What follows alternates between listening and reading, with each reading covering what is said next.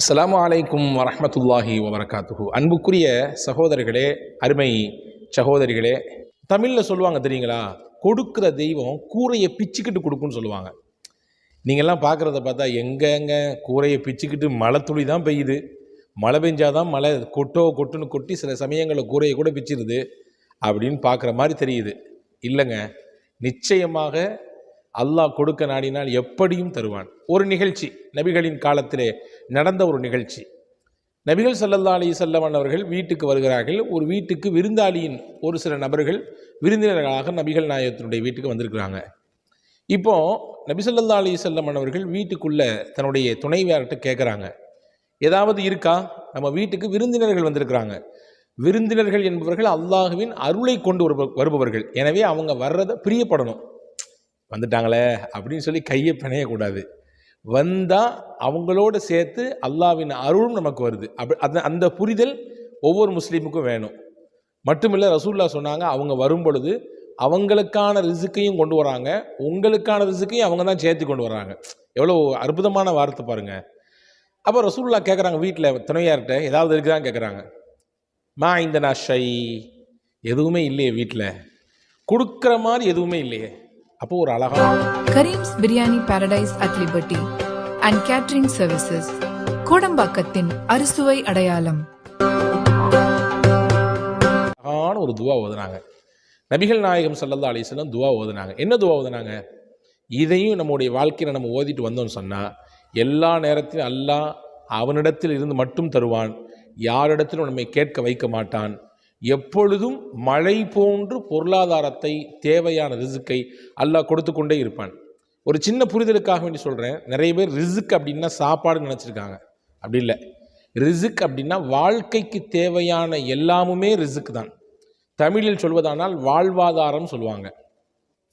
வாழ்க்கைக்கு எதுவெல்லாம் மூலாதாரமாக இருக்குதோ எல்லாமே ரிசுக்கு தான்.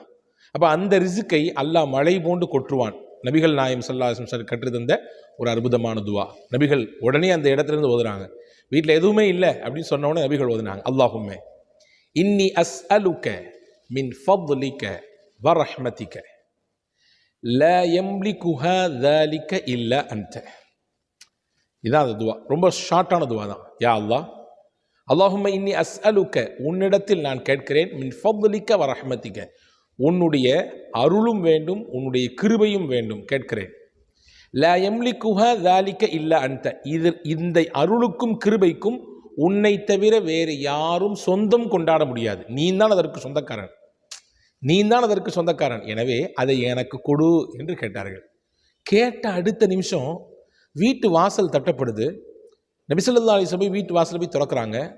பார்த்தா ஒரு தட்டு நிறைய நல்ல இறைச்சி, சிறப்பான இறைச்சி, பொரித்த இறைச்சி, அவிச்ச அரிசி, நிறைய பலதரப்பட்ட இறைச்சிகள், பல வகைகள் செஞ்சு அப்படி ஒரு மூடி போட்டு மூடி அந்த தட்டை கொண்டு வந்து ரசூலுல்லாஹ்ட்ட, இது ஹாதிஹி ஹிபத்துன் லக்க, உங்களுக்கு இது அன்பளிப்பாக இந்த இடத்துலேருந்து வந்துச்சு அப்படின்னு வாங்கிட்டு ஸல்லல்லாஹு அலைஹி வஸல்லம் உள்ளே போய் வச்சு அதை எடுத்து வந்த விருந்தினர்களுக்கெல்லாம் கொடுத்து தன்னுடைய குடும்பத்தார்களுக்கும் கொடுத்து அல்லாஹ்விற்கு நன்றி செய்தார்கள். அல்லாஹ், நான் கேட்டேன், உடனே நீ தந்து விட்டாய். எவ்வளவு மகத்தானவன் நீ, எவ்வளோ பெரிய பாக்கியமானவன் நீ, எவ்வளோ பெரிய அருளாளன் நீ, எவ்வளோ பெரிய அன்பாளன் நீ என்று அல்லாஹ்விற்கு நன்றி செய்தார்கள் என்பதாக நாம் ஹதீஸை பார்க்கிறோம். ஆக பொதுவாகவே கண்ணியமான வாழ்க்கை வாழணும்னு எல்லாருமே ஆசைப்படுவோம். கண்ணியம்னா ஒவ்வொருத்தவங்களுடைய பார்வையிலையும் ஒவ்வொரு விதமாக அது இருக்கும். கண்ணியம்னா நல்ல ஒரு லக்ஸுரி லைஃப் அப்படின்னு சில பேர் நினச்சிக்கலாம். இன்னும் சில பேர் நமக்கு நினச்சதெல்லாம் கிடச்சிடணும், சமுதாயத்தில் ஒரு அங்கீகாரம் பெற்ற ஒரு நிலையில் இருக்கணும் அப்படின்னு சில பேர் நினச்சிருக்கலாம்.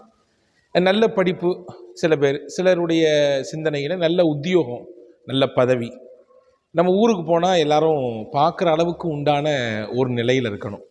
இப்படி பலதரப்பட்ட சிந்தனையில் பலதரப்பட்ட தோற்றங்கள் வளரலாம். ஆனால் உண்மையிலேயே கண்ணியமான வாழ்க்கை என்ன தெரியுங்களா?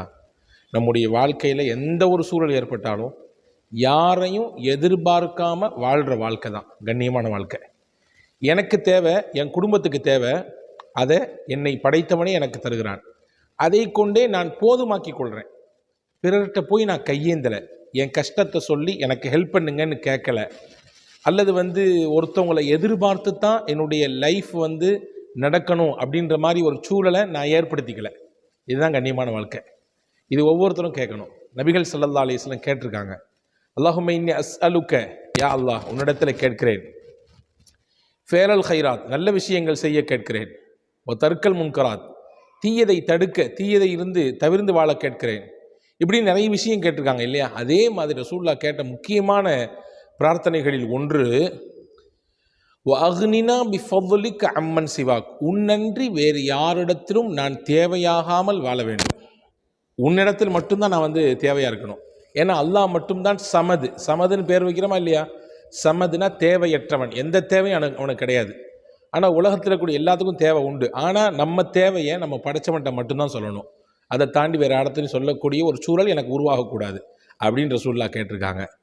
அப்போ எல்லாருமே இந்த விஷயத்தில் நம்ம கவனத்தோடு இருக்கணும். அதுக்காக வேண்டி அல்லாஹ்விடத்தில் கேட்கணும். வாழ்க்கையின் லட்சியங்களில் முதன்மையானது கண்ணியமான வாழ்க்கை வாழணும். கண்ணியம் என்றால் யாரிடத்திலும் எந்த சூழலிலும் நம் சொந்த தேவைக்காக வேண்டி நாம் போய் நிற்கக்கூடாது. அவர்களிடத்திலே கையேந்துகிற நிலை வரக்கூடாது.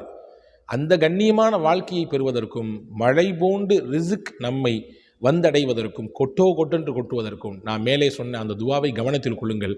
வாழ்நாளில் தொடர்ச்சியாக ஓதுவதற்கு முயற்சியுங்கள். வல்ல அல்லாஹ் அவன் நம்மை வாழ வைக்கும் காலம் வரை கண்ணியமாக வாழ வைப்பானாக. தன் அருள்மறையில் நம் யாவரையும் நினைய வைப்பானாக. வஸ்ஸலாம். அஸ்ஸலாமு அலைக்கும் வரஹ்மத்துல்லாஹி வபரகாத்துஹு.